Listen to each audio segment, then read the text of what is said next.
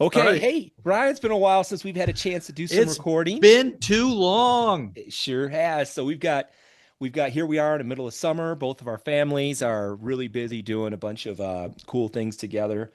I know your son just did some mission trip stuff, and Yeah. my boys are, working through summer school and everything. But there's been a lot of really good feedback that we've received over the past 3 or 4 months that Ryan and I were just talking about off air or off recording, whatever you want to call it, about making sure we share it with our audience more widely for two reasons, Ryan. One is so that the people that are giving us this feedback and have basically said, yeah, it's okay if we share it, to let them know that we actually listen to this, we actually hear and read the feedback and appreciate it, and also maybe to encourage other people to do it as well. Yeah. Because I don't know, tell me if you feel the same way.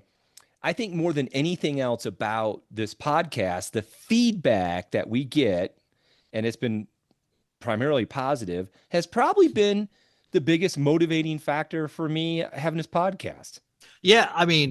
I completely agree. There are times when I get an email that's from a listener and my heart skips a beat. Yes. Because I'm worried we're going to get chewed out or Oh, something. But that quickly goes away after right. we start reading it. Usually, everybody that's written us anything or has always, if they take the time to send us an email, I think they have our best interests at heart, and they do a great job of making me feel good. That's for sure. Yeah, totally. And we got several over the past, 3 or 4 months. We want to share all of them, but the most recent sort of feedback we've received, which kind of led into a project for us, is Steve Jordahl. That's correct. So you guys may, I don't, I'm not sure if we've really talked about Steve a whole lot on our show, but Steve is the newsman for a network of stations in the South called American Family Network. And he is their anchorman. And if you ever hear him, which we've actually played, he's done a few. He's a fan of the show, and he's done a few stories on guys we featured. He did a D-Day series or a D-Day spot that was aired on the radio that featured the podcast, and it featured Bill Parker, and it was awesome. And Steve does such a great job of bringing in actual audio from the events he's talking about, not just some canned B-roll stuff that's a Japanese plane getting shot down off from the deck of the Missouri, and it's a Normandy story. It's all legit stuff. Well, this year he's doing one on VJ Day, and that will be coming out on September 2nd. I put a video out for the D-Day one that came out earlier this year, and I put some video to it. I think we featured it on our webpage or YouTube and everything. We're doing the same thing with the VJ Day. But getting back to Steve, he sent us actually something today that mentioned a listener that liked listening to our podcast and spoke very highly of it, and how basically it's a very inspiring podcast and you learn a lot from it. So we always like hearing that. And that was actually, that guy didn't have to talk nice about us. He was talking to Steve about us, and Steve shared it with us. Yeah. Yeah. So it was pretty cool. Yeah, it's awesome. And I got a letter in the mail from Garing Steele. Garing, if you're listening to this episode, or will be next week, Monday, when we drop this, know that we've received your letters, your correspondence. We've read the books that you sent us. You took the time to send us a handwritten letter, which I can't remember the last time I've received one of those. It was really thoughtful of you to do that. And we're going to make sure that we share some of our thoughts with the things that you've shared with us as well, including a lot of your views on faith. So, and the other things in the news, and this is related to what we're going to be featuring today. We haven't even talked about who we're featuring today. Is maybe some of the like-minded individuals who listen to podcasts like The Warrior Next Door pay attention to news stories like the one that came out on July 7th from Ballard and team, Ballard of Titanic and Bismarck, right? The great undersea explorer. They found, this was a big deal, they found the bow of the heavy cruiser USS New Orleans.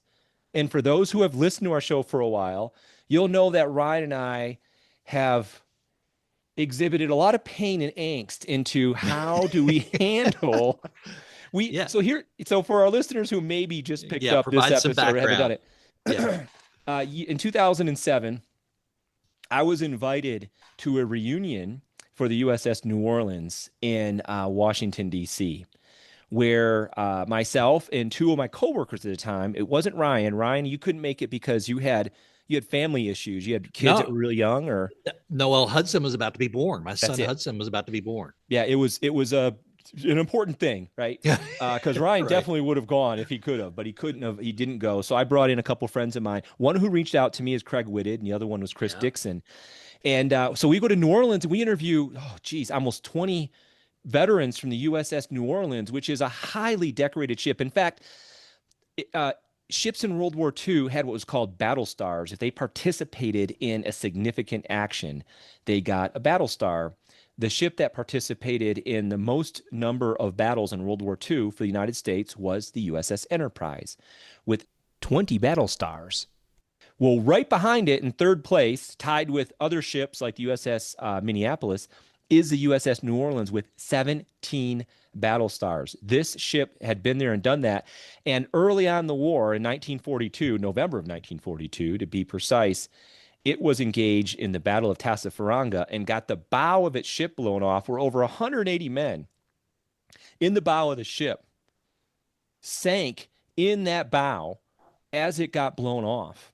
And the USS New Mm. Orleans was able to steam into a port called Tulagi and put on a bamboo log bow and go on to safety. Well, why am I saying all this? Because they found the bow, which is a big deal because it was a major event early in the war, and the United States and Japan were just slugging it out on these almost point blank type of firefights that these ships really weren't designed to survive, and many of them didn't.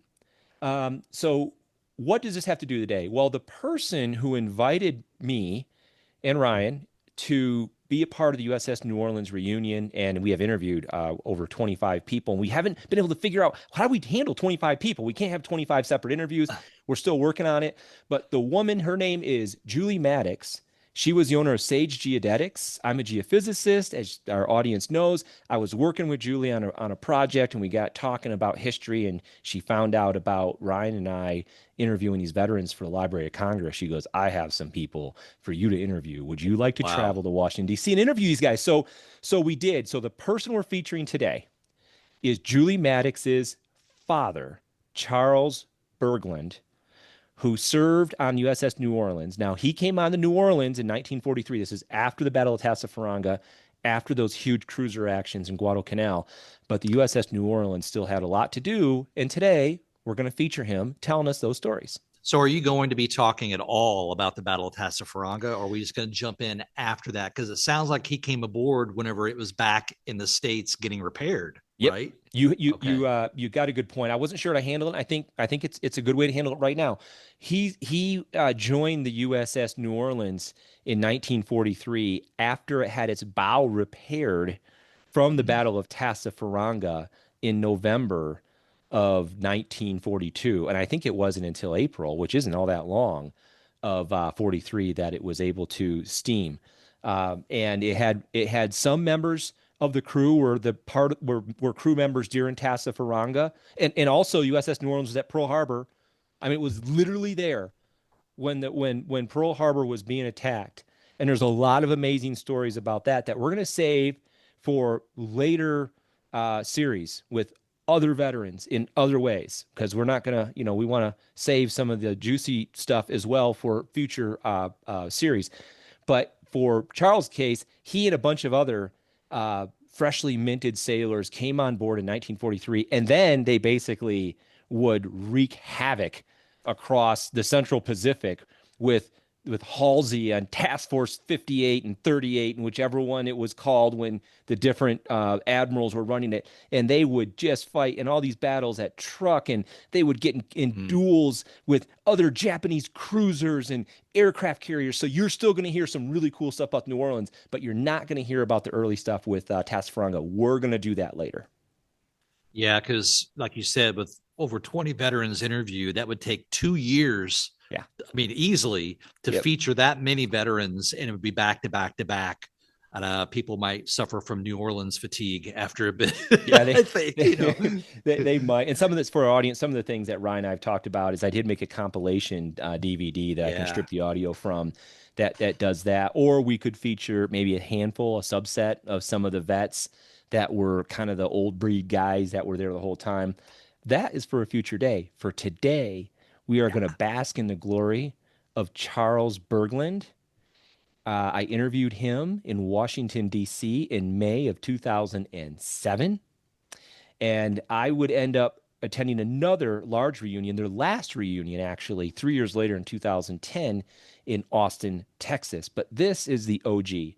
This is us going to Washington, D.C. with Craig and Chris interviewing about 20 guys. And like I said, Julie, I'm going to make sure that you get a link to this when this drops. I hope that we do your father justice.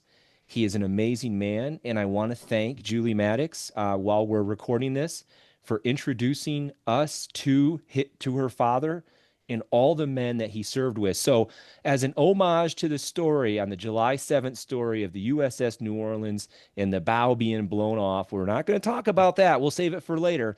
But you guys are going to get a dose of the New Orleans today, the first time we've done it on our podcast. We hope you enjoy it. So, Ryan, do you have anything to add before we kick off our first clip? No, I don't think so. Let's jump right in. Let's do it. I was at home in Albert Lea, Minnesota.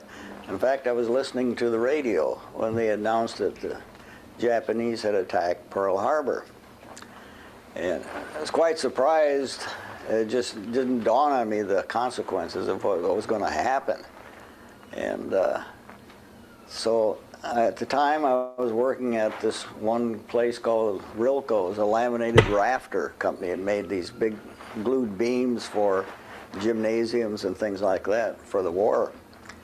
And it's went on. Next year, I decided, after about 4 or 5 months, I decided to enlist in the Navy.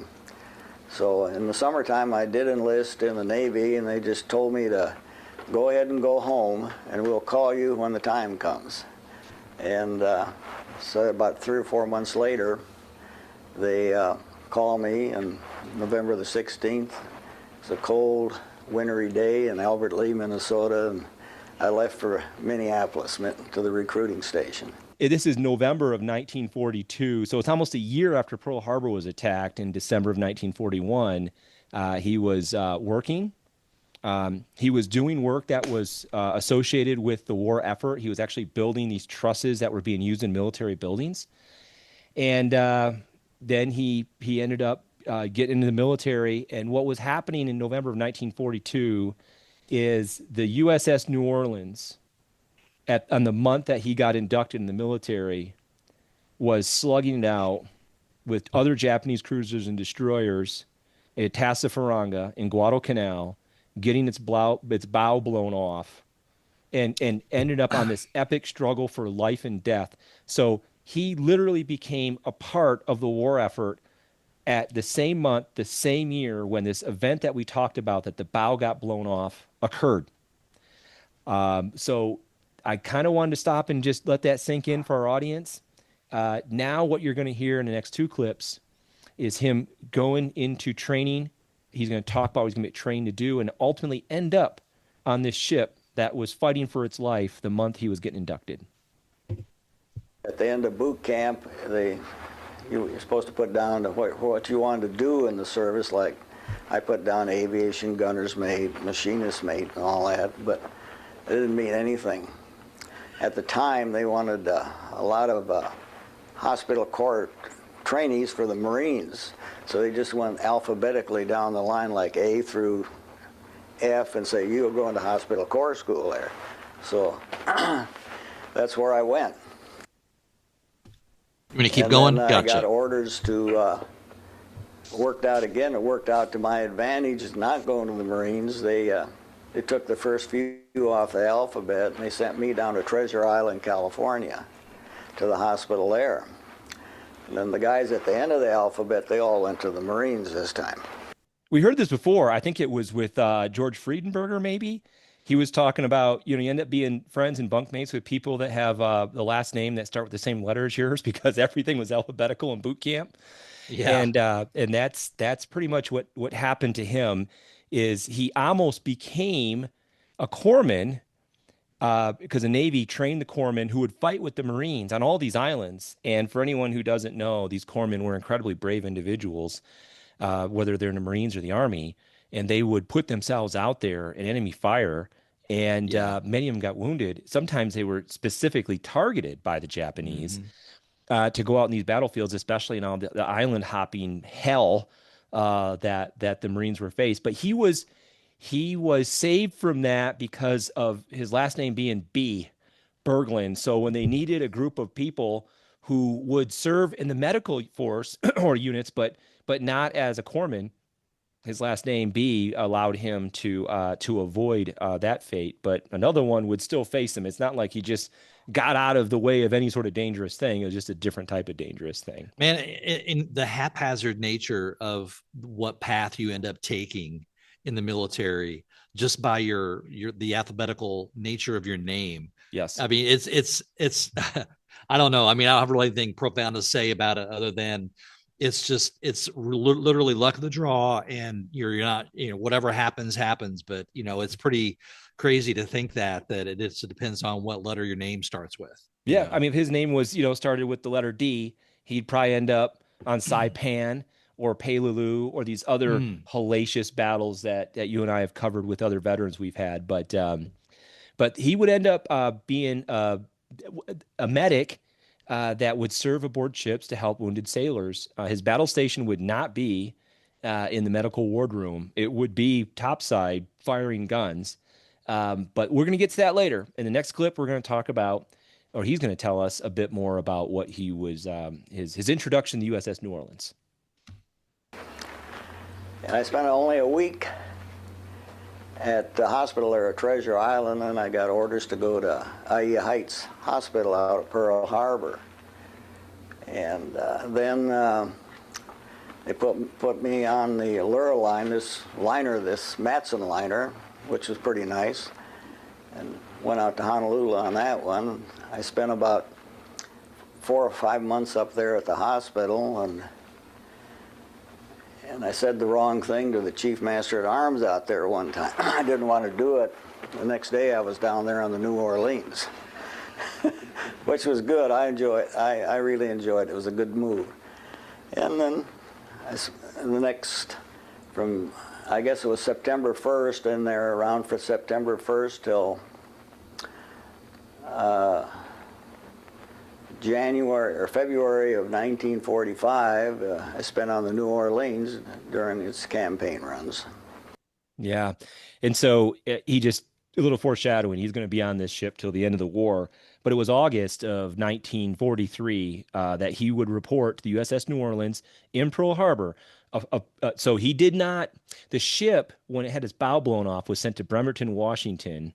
And that's where it would have a new bow reattached, and then it would get a complete overhaul, and then they would steam out to Pearl Harbor. He wouldn't be a part of that crew. He was part of the replacement crews. They put him on a ship, a troop ship, and sent him out to Pearl Harbor. And what you just heard him joke that he somehow made or pissed off in some way the person that he was reporting to, and they put him on that ship. I think he was saying that in jest. And so the timeline really quick. We're looking at, again, August of 1943. This was when the United States finally had enough ships, men, supplies, guns, ammo, everything to start their Central Pacific island hopping campaign. This is where it would start. It would start in Tarawa and end with the nuclear bombs in Japan. So what he's going to talk about in the subsequent clip, Rhino, is kind of his day-to-day duties aboard the ship. I was a medic, sick call, normal sick call, ward duties, depending on where you were assigned, operating room and things like that. Could you explain some of the actions that New Orleans saw while you were on board and what your role was during these actions? Well, the first action when I was on after the ship came back from Bremerton was the Wake Island operation. They it was a shore bombardment and then airplane bombings and things like that from the carriers. And we had an observation plane, 2 observation planes on board. And one of them went up and got shot down by Zero. And the pilot and the radio operator, they were both wounded. They got, in fact, the Japanese Zeros strafed them on the way down in their parachutes. But they did, destroyers picked them up, and they took them to one of the bigger ships and took them back to Pearl Harbor. I have a treat, Ryan. I have a treat for you. I have a treat for the audience. You probably don't even know this, but there was a book, and I'm holding up. Let's see if I can get in the camera right. There you go. Wow. Yeah.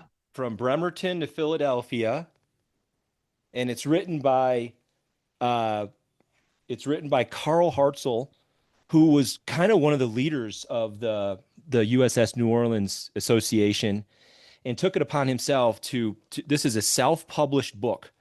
There's only a very limited number of copies. I don't know if you can even find this on Amazon. It was only given out to the No Boat members. It's so precious because he spent like a decade mining the histories from all of these men he served with, including his own memories from his time on the boat, validating them with after-action reports, which are in this book, and then putting it in this book. This book has to be the quintessential historical document for the USS New Orleans. And I've got it in my hands. And the reason I do is because in the liner of the book, there's a note, and it reads, "Dear Tony, just a short note to thank you for all you have done for the USS New Orleans Reunion Association. Carl J. Hartzell." Nice. The only reason I have this book is because of Julie Maddox inviting, us, and of course we already talked about why you couldn't make it, to the reunion to meet these people. And so what I'm going to do on 3 separate occasions, 4, and this is one of them, is he just talked about going to Wake Island. Now, Wake Island was invaded by the Japanese. There's a Marine detachment there who fought valiantly in early 1942, when Japanese were just basically winning every battle and just expanding. The limit of their eastward expansion would be Wake Island. By this time of 1943, they were isolated. The Japanese had an isolated regiment on Wake Island, and as the United States ships sailed west to start this island hopping campaign, they would just go sail by the island for target practice. They would just bomb the holy hell out of it. And it was unbelievable. The Japanese got so frustrated, and this is tragic. This part isn't funny. They had a bunch of Korean slave laborers on the island, and they would get so frustrated by their impotency, by these Americans just sailing through and bombing them, that they started beheading and killing and murdering these Korean slaves, just trying to get it out of their system. Mm-hmm. But what I want to read for you now is he talked about one of their scout planes or spotting planes. They had 4 of them. They had 2 catapults getting shot down. And on page 25, I actually have that. If I could turn it to page 25 and read the right thing. So here's what was written about that particular event that you just heard about.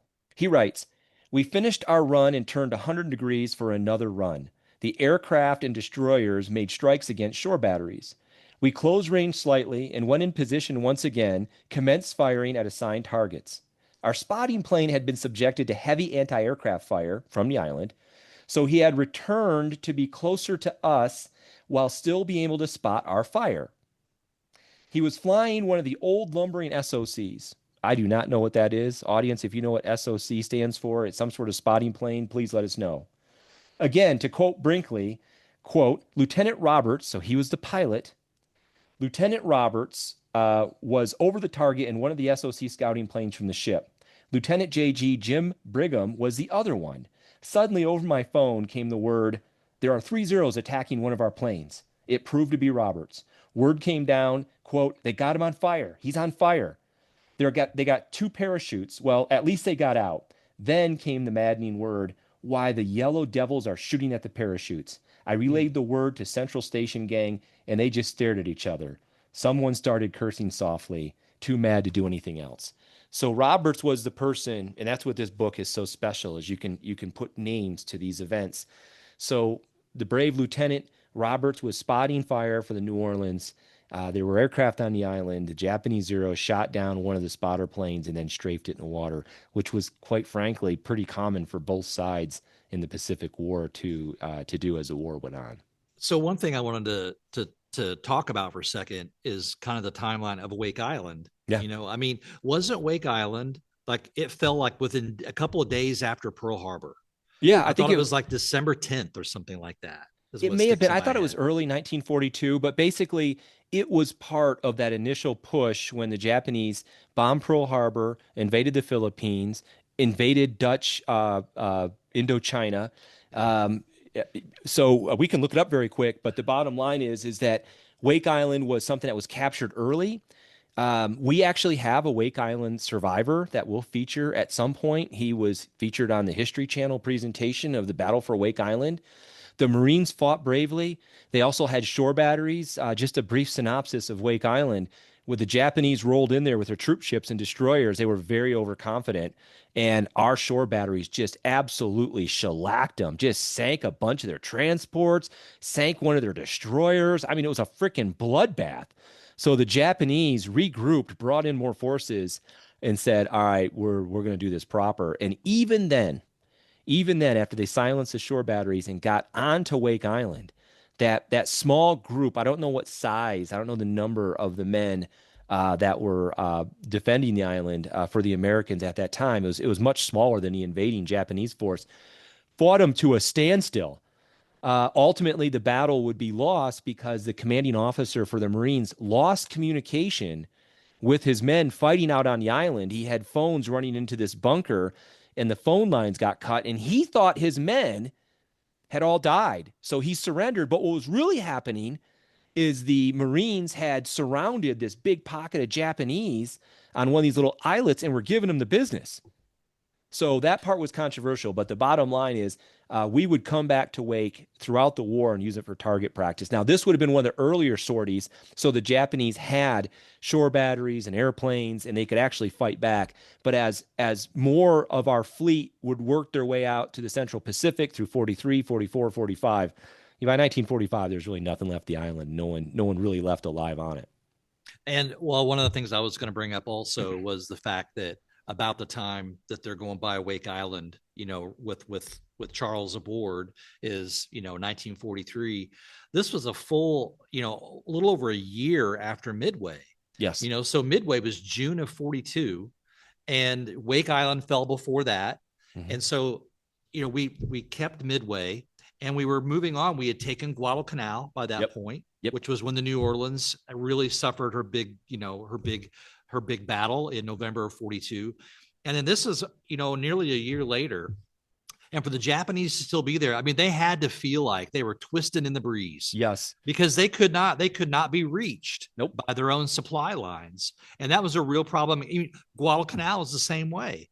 They could not be resupplied. And that was what led to the big battle that happened with the New Orleans at Guadalcanal. So there's a number of things there that's pretty interesting that are kind of, dovetailing together a little bit. So, and you just set up the next clip perfectly, because the closest Japanese held island to Wake Island that would have provided them the Japanese zeros and everything they needed for this initial battle that they had on Wake Island with this cruiser destroyer force that the New Orleans was part of, was an island called Truk. And Truk Lagoon was seen as a version of Pearl Harbor for the Japanese. It was a Pacific Ocean outpost that was huge. It had a bunch of ships and supplies and officers and men on it. And really, where the New Orleans and their cruiser task force was going with a larger fleet, it wasn't Wake Island. They were going past Wake Island to Truk Lagoon in the Gilberts to go in there and neutralize it. And by doing that, then Wake Island absolutely became isolated for the rest of the war. There was literally no way for the Japanese to resupply them. So this is their first battle star, and this clip talks about his experiences from Truk. All right, clip 5. I believe so. Yes, sir. About Tarawa? Oh, I'm sorry. This is Tarawa. We're going to talk about. Oh, jeez. All right. Sorry. That's why I was like, okay. You're right. I got excited about the segue, and I thought I could do it. We're going to talk about Truk Lagoon after Tarawa. So yeah, the first invasion that we had was in Tarawa, and then we would sail past and attack Truk Lagoon. So yeah, this is Tarawa. Sorry. All right, here we go. Yep. Then after that operation, we went back to Pearl Harbor and supplied up again, and then headed for the Marshall Islands operation. That was the Tarawa and the Macon Island operations. And our division, our 6th Cruiser Division, was with the carriers down at Macon Island and the invasion down there. One carrier got, one of our Jeep carriers did get sunk down there, the Liscombe Bay. I think she lost about 600 or 800 lives on that one. Then after that operation, that's right, we'd crossed the equator and we had our shellback operation on the way back. Could you explain what that is? Shellback is if you cross the equator, before you cross the equator, you're called a polywog.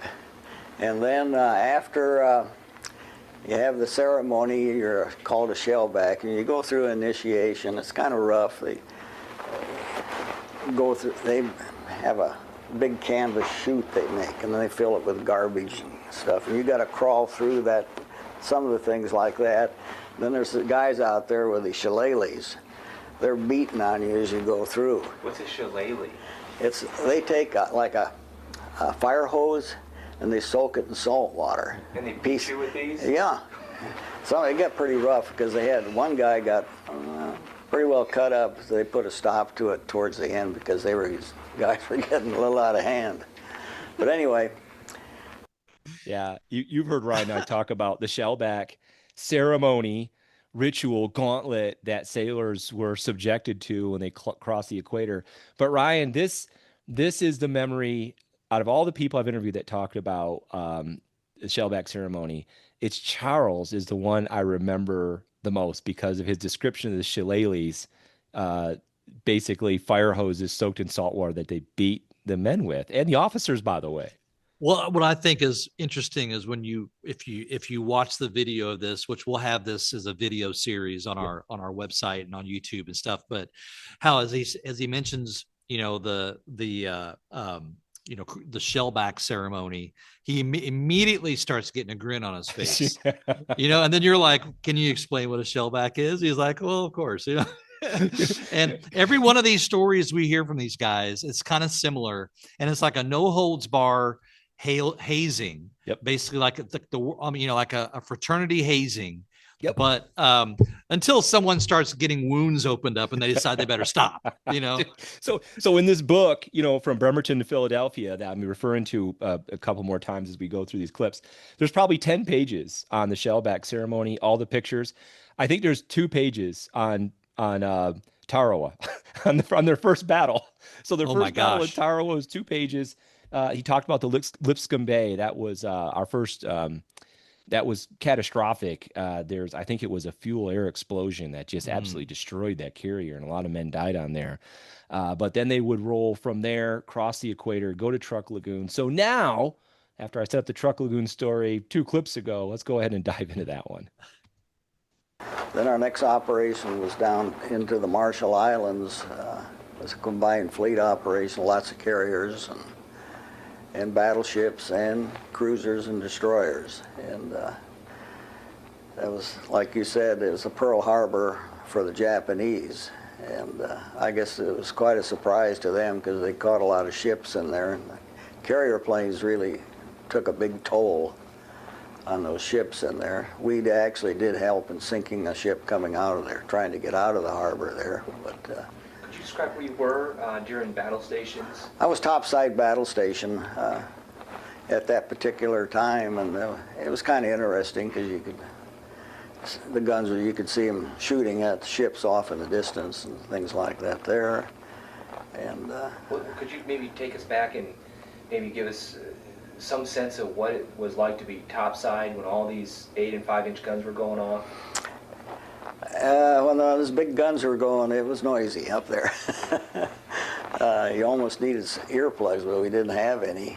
And it was a number of ships. I mean, there's really a lot of ships shooting big guns, battleships and things like that there into the harbor there and stuff for those ships. Now, and the other question I have is you talked about the fleet and carriers you went with. Could you see some of the ships that you... Oh, yeah, you could. The task force was usually It's called Task Force 38, and it usually had 4 units. In each unit, there was like 4 aircraft carriers in each unit. And then they had some battleships, cruisers, and destroyers. And as far as you could see, it was ships. It was massive. Now, being from Minnesota, where you did not much of a Navy there, obviously. I mean, what kind of thoughts went through your mind? You looked around, and you saw this unbelievable armada. Did you have a sense that we had a chance to win this war? Oh, I knew we'd win it. I knew we'd win it from the start. Yeah, there's no doubt about it. We've never met a vet that ever thought we'd lose this war. I love that question. It's kind of like my question. When did I you know. decide to bail out of the cockpit? Well, when it was on fire. So Minnesota doesn't have much of a Navy, does it? Oh my gosh. Oh dear Lord, that's the only drawback to digging up these old memories. I know. It's like we get to relive all of our cringeworthy moments when we were first learning how to interview. And Yeah. I'm not sure I do a better job now, but it's fun to re-listen to all of it. No, we just asked different stupid questions. But so at any rate, the Gilberts were part of the Tarawa Island. That was the first really assault by the Marines since Guadalcanal, and it wouldn't be the last. They would march all the way across the Central Pacific. You're going to hear about that. So in the Carolines, that's where the Truk Lagoon was, which was a beautiful anchorage for the Japanese. And that attack took place on the 17th and 18th of February, 1944.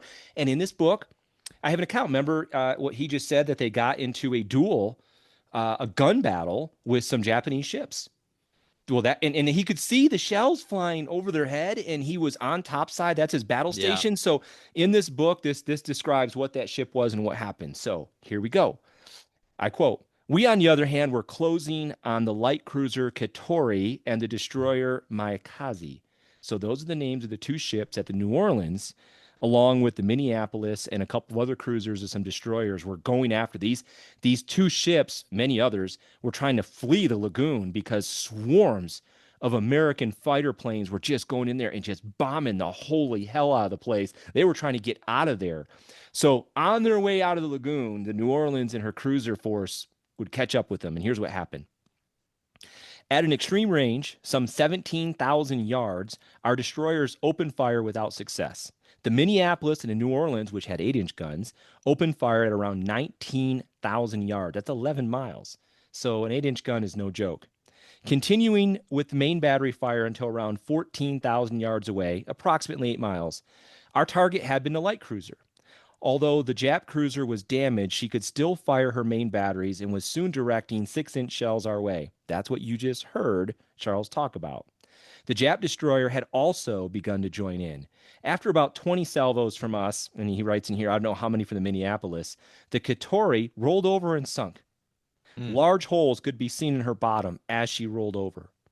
It is believed that she launched torpedoes prior to rolling over, which was a very common Japanese tactic. It continues. Now we concentrate on the Japanese destroyer. This is the Mayakaze. They just sank the Katori. She was underway, and we had closed to around 6,000 yards or less. She was being hit hard by salvos from both the Minneapolis and ourselves. Soon she was on fire and in a sinking condition.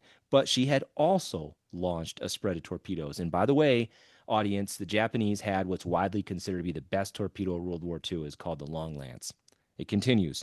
We were following the Minneapolis at about 1,000 yards. She spotted a torpedo forward and had to take evasive action. Next, a torpedo passed between ourselves and the Minneapolis. Remember, they're only separated by 1,000 yards. A third torpedo was passing astern and close by.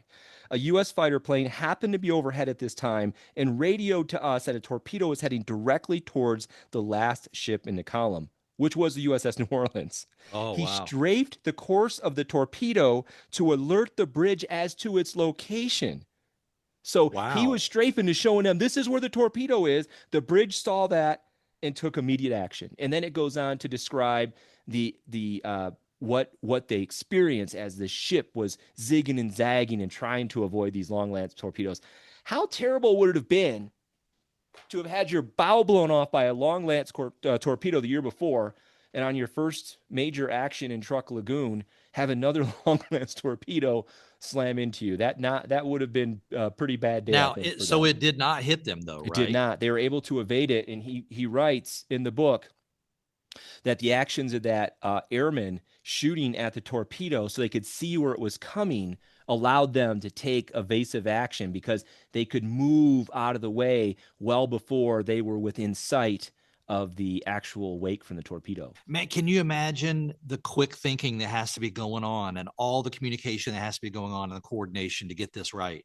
Because you got a pilot that can see it coming in plan view. He can see I see the ship, I see the track of the torpedo. And for him, depending on his orientation, he's going to have to dive down and shoot at it. But does he radio the ship the angle that's coming from? I mean, because the ship's got to know that to know basically the azimuth that it's coming in at so they can maneuver their ship out of the way and have it miss them. I also wonder, could he have detonated the torpedo with his bullets if he hit it, which was always, needle in a haystack. But, I would think he would almost want to get in line with it and strafe it in a line so they could see the line that it's coming in at. Anyway, yeah. I'm just thinking out loud about it. I don't know. No, I'm not. All these things, and then on top of that, he just described, and this is something that most people during the war didn't experience: his actual gun-on-gun duel. Yeah, where that's some like World War I Jutland stuff, where you get these lines of ships shooting at each other, and one blows up and rolls over. And so right out of the gate, the Minneapolis and the New Orleans, who were sister ships, same class, had a chance to get some revenge on what happened to them in Tassafaranga in November. And they both had the same fate. Didn't they both have the same fate at Tassafaranga? And then they're back out together a year later or so. And now they're giving the Japanese a business. They sank a destroyer. They sank a light cruiser. There's going to be more ships are going to sink as we go forward with this. But hell of a first action, a really amazing account from Charles talking about the shells buzzing overhead and straddling the ship and then the torpedoes coming in. So any rate, I thought that was a cool clip. Real quick, just to we're talking about Truk Lagoon a little bit here. Everybody says it's the Pearl Harbor of the Pacific for the Japanese. I just want to kind of give you an idea, the listeners an idea. If you don't know much about the Truk Lagoon, the losses that we inflicted upon the Japanese, on our side, we suffered 40 men killed, one fleet carrier damaged, one battleship slightly damaged, and 25 aircraft destroyed. The Japanese, however, suffered 4,500 plus killed, 2 light cruisers sunk, 4 destroyers sunk, 3 auxiliary cruisers sunk, 6 auxiliary ships sunk, 32 merchant ships, that hurts, that's a big sunk, deal. 9 vessels damaged, and 250 plus aircraft destroyed. Unbelievable. I mean, it was a royal butt handing back to them. And you said you're absolutely right. At losing all those transports hurt far worse than a list of warships that you rattled off. The Japanese did not have the merchant fleet that we had. They didn't protect them the way that we did, and they couldn't replace them the way that we did. And as the war would drag on, this is 1944, February of 44. It was around now that they started feeling that. Well, and if you think about it, look, Japanese has all these garrisons occupying all these islands in the Pacific. Yep. And if they can't get their supplies to resupply those guys like Iwo Jima, like Saipan, like Tinian, which would come later. Saipan and Tinian were, later on in 1944. A lot of these ships were probably there getting ready to, Saipan was the Marianas, and Tinian were the Marianas. So, this is where we really started to hurt the supply lines, and made realized that if you can, not resupply the islands, you can just island hop and go from, skip over some of them actually, and worry about them later. So I can just hear Japanese naval command back in Tokyo after hearing this, and they're like, "Oh crap, here they come." Yeah, I mean, it's like, because at that point, it was described by Ian Toll's book, Task Force 38 is the same as Task Force 58. It just depended which admiral was leading it. That at this point, they could roll in there with 1,000 aircraft. Everywhere that task force went in the Pacific, it automatically had one of the largest air forces in the world. Rolling in there with 1,000 planes to bomb everything that's passed. And this is the start of where the locusts started chewing on the grass as they were rolling their way east or rolling their way west. Sorry. So, and in fact, it continues on this next clip. They support the landings in Hollandia, which I don't know much about. I know that it was in New Guinea, and it occurred in April of 1944, so just a few months after this. And there was the New Orleans was like right in the thick of it. And this next account is something that every person who was on the ship that I interviewed during this time would talk about. Well, that'll have to wait till next week, Warrior Next Door listeners, but you're going to want to check it out. It's something that every one of the 20-plus members of the USS New Orleans who I interviewed, who was on the ship at that time, had some recollection of. It's quite the event. Hope you enjoyed our first installment of the Charles Berglund series, and join us next week as he continues to take us through his experiences on USS New Orleans through the war in the Pacific. Until then.